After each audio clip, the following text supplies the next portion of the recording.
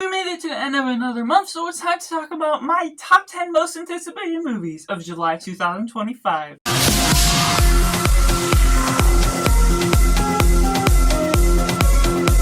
Hello and welcome to Cinema, where we focus on a film. I'm Josh, this is Simply Cinema. Let me know down in the comments below what movies you plan to seek out in July 2025, whether in theaters or on streaming or even renting on digital. All movies are up for grabs. If you're new to this channel, I try and cover all the bases, watch as many new releases as I can to recommend whether it's worth it or not based on my personal opinion, so you can subscribe if you haven't already to check out other new releases that I've been covering just as well. But taking in at number 10, we got Oh Hi. Now this is one I'm less familiar with, but it's something that, while I haven't seen the trailers, it has a pretty good cast. The director isn't necessarily on tune to where we're taking this aspect as a whole, but it's a romantic comedy. It's a getaway of sorts that things may not be always as you expect, maybe taking along a horror route just as well, but there's things and details that I'm not too familiar with,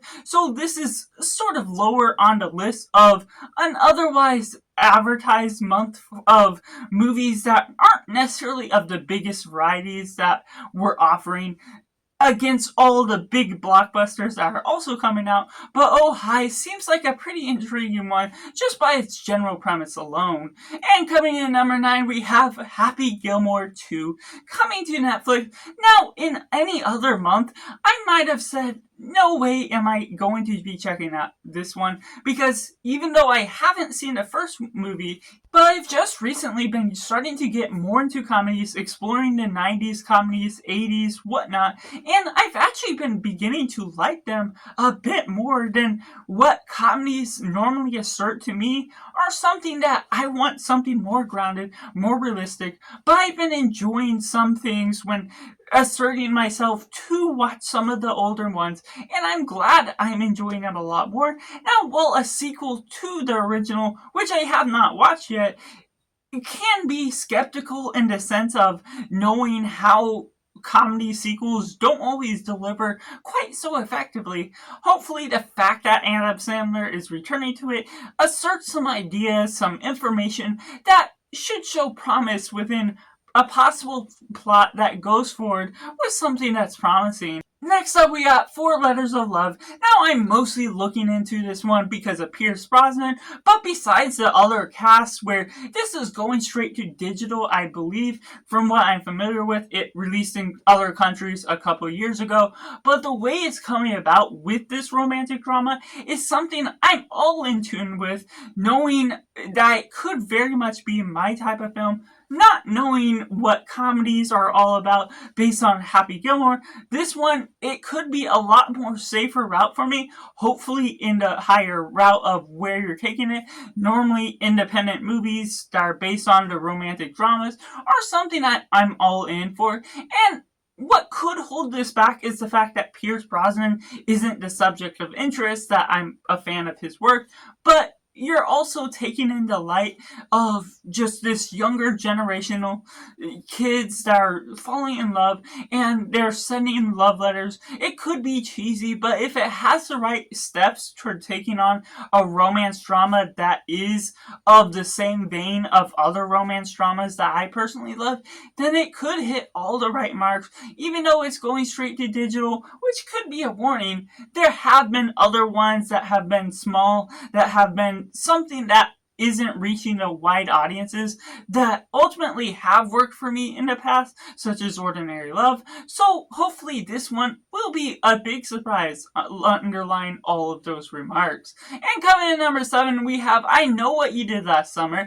Now, I haven't seen any of the other movies of the original or its 2 sequels, which I haven't heard the best things about, but I'm just generally excited for this remake of sorts, this reprise of the franchise, to which, even though I'm not totally familiar what all is going on with the idea, other than the fact that someone might be getting revenge on something someone did last summer, the way I get to venture into a new horror franchise. I've been checking off the boxes of all these different new horror movies that I haven't gotten to get to in previous years. This gives me an excuse to really venture into another horror franchise. So that is something I'm always promised, to get something enjoyable, whether it is a franchise that ends up being my type of movie that I'm enjoying after all.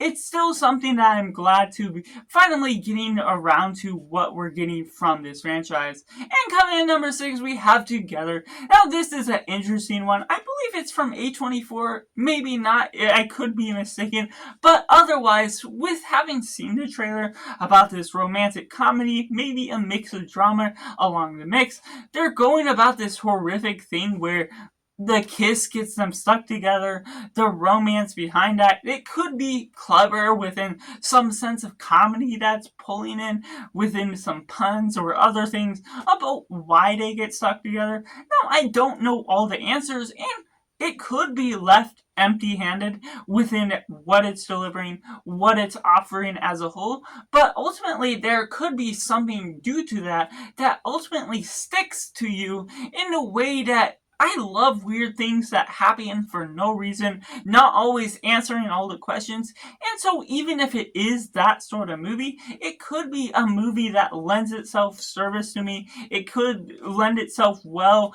within what it's doing with its writing, whether cheesy or sappy, or maybe it's just realistic and dramatic. It's something that I could be all in for, because horror has been a little bit of a hit or miss, but ultimately one that looks intriguing and promising by the trailers alone. And before I go into my top 5, make sure to comment down below what you are most excited for in July 2025, and if you would like to see me do more videos like this in the future. And make sure to like this video if you enjoy it, subscribe if you haven't already, to join in film culture community so we can discuss all the things about the love of film. And coming in number 5, we have Sovereign. Now this one is up my alley, not because it just only has Dennis Quaid, but also the ideas and natural ambiance to the story by the presence of the synopsis alone. I haven't seen a trailer, and I heard this is probably going to only limited theaters as well as VOD, to which I don't know if it will reach my theaters. I have smaller theaters around my area, but at the very least, I'll try and check it out on VOD just to share my thoughts, be able to enjoy. But what's going forward to me in what the idea of the synopsis is, it's a fatherhood story about this father that's doing all the wrong things, trying to teach his son certain things based on things that are manipulated in a situation, which can lead the son in the wrong direction based on governmental hierarchy and everything that's going on based on that. But there's some information I'm still waiting to learn more about. May skip on the trailers just because I don't want to see if it reveals too much about the plot as a whole, but based on the actors and other things on it being a father-son story as a whole, it could go about the right melodramatic way of speaking to my heart of what I love about these type of stories. And taking in number 4, we have Jurassic World Rebirth. Now, while there have been mixed reviews so far from critics that got to see it early, I am just a big fan of these creature features, these dinos that are all over the place. Now, while it won't necessarily live up to Jurassic Park, most likely, the way you're all leading on to this film could just be a fun blockbuster, enjoying these dinos attack each other. Now, the way we're going about Gareth Edwards directing this film, I'm a huge fan of Gareth Edwards as a director, what he did with The Creator and Godzilla. He's great with sci-fi features that this one could be no different. But while you're venturing into a franchise film that he doesn't necessarily do all the time, I am open-minded to what we could be getting out of this, even if it's not well and smartly written, even if the characters make dumb decisions at times. I'm I'm a fan of where we're headed with the cast and the ultimate arc that could be going about with just a fun time that doesn't take itself too seriously. And at number 3, we have Fantastic Four First Steps, the later Marvel movie of the year that I'm just enjoying the atmosphere that this could be the first best Marvel Fantastic Four movie we ever gotten. All of the other Fantastic Four movies have just been mid or skeptical or just plain bad altogether. So this one seems a bit more promising, taking a full different route, being partially disconnected to the MCU in one sense. It could be happening in another universe. I don't remember all the details that are surrounding it, but it certainly has some ideas that have been leaked out that certainly seem very original, very different than what we've gotten in any of the other Fantastic Four stories, that this is after we've already gotten the origin story. So the way we're introducing these to the MCU could very much be my type of film. If it really grounds itself in the cosmic realm, I'm just enjoying what we've gotten from the trailer so far. And while it certainly doesn't always agree with what they're choosing for the cast members, for everything that's flown about, it certainly could go in a direction that, despite it not being fully one-on-one with what the fans are expecting, what the fans would have cast for these members anyways, it still could offer all of that joy and love to what a good story truly brings out of it. And as a runner-up, we got Superman. This is something that I'm really thrilled to get into, while also skeptical at the same time about all the ingredients that are put in as a mix. James Gunn, I love his directing, the way he has brought the Guardians of the Galaxy to life, bringing all these unknown, lesser-known superheroes and putting them in a full family reunion. And the way we're going about this could be very different because of the approach. He got romance down, which could be good for Superman and Lois Lane, while we're taking out of that. I'm not necessarily a big fan of all the casting choices throughout, but that's never held back what we've gotten out of James Gunn work before. This is the first movie that'll kick off the DC universe, so the way you're going about that has so many mixed choices, because I'm not huge on what we're taking out of DC. I'm preferably more into Marvel as a whole, but there's always some promising choices that could be done out of the story that we aren't just seeing yet so far. I'm not huge into the original superhero movies, so the way you're tackling Superman, which is one of my favorite superheroes, but also managing another readaptation of his work, is something that, while there still is so much story that me, as someone that doesn't read the comics, could get out of this as a whole, it's just hard to see the full vision because I'm not understanding everything that's coming about. But at the same time, it's a Superman movie that I love the character. I love different things that we could get out of the arc that has untapped potential that I am unaware about. So the open-endedness to that, plus taking James Gunn as the director, certainly has some of the right ingredients that could make this one of the biggest blockbusters of the year. Which takes me into my number 1 pick, most excited movie for July 2025. We got Edington. Yes, of all of the movies we got from Ari Aster, his 4th film, taking all of the weird ingredients, going with Joaquin Phoenix, which I love, Pedro Pascal, and a few other great actors to add to the mix, that's going about this pandemic film that I don't remember as much of the details about, but sort of pseudo-western drama of sorts, and going about this town of Edington that, even though I'm not necessarily familiar about how it will all flow about, just like some of the other movies throughout this list, Ari Aster has proven to be a master in his craft time and time again.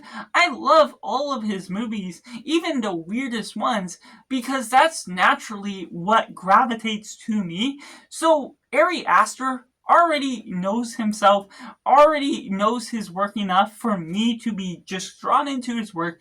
Maybe it could be a misfire, maybe it will, for some reason, be a natural film that doesn't lend itself to me personally, but as it stands, it's hard to look at an Ari Aster film and say, I'm not excited for that, because I'm a big fan of all of his other works that have come before, Hereditary and Midsommar, just how we have tackled his work before, even when there's no explanations behind the resolution to certain things, why things are coming about the way they are. He always explores the aspects of the cultures, the characters in so much deep and melancholic manners that as an A24 film just as well, I'm just all in awe with what his works has brought about, with the cinematography, with the story, even when I don't always understand it, such as in Beau is Afraid, his previous work. Edington was one that, when I automatically heard he had another project, it went up in my most anticipated movies of just a general essence of what I look forward to. So the pandemic aspect, the Western aspect, could be anything else, but within the way we've been seeing the trailers, it could look weird and wacky, and I so hope it follows along some of the same tracks of his previous films, but at the same time, it looks like a fresh new route that he's taking with his type of films, taking a new genre, taking a new look into where we're following along, and even though we're utilizing some of the same actor stars he's worked with before, with Joaquin Phoenix, that only shows more promise to what I could be getting out of this ingredients as a whole. So that's just my top 10 most anticipated movies of July 2025. Let me know down in the comments below what movies you're most looking forward to, if there's any other movies that I may be missing on this list that you personally are all in on. So that's just my personal thoughts, and I'll be reviewing as many of these movies plus more that I can here on this channel. So make sure to like this video if you enjoy it, subscribe if you haven't already to join in film culture community where we talk about a love of cinema as a whole. So that's just all, and make sure to do yourself a favor and go watch a movie.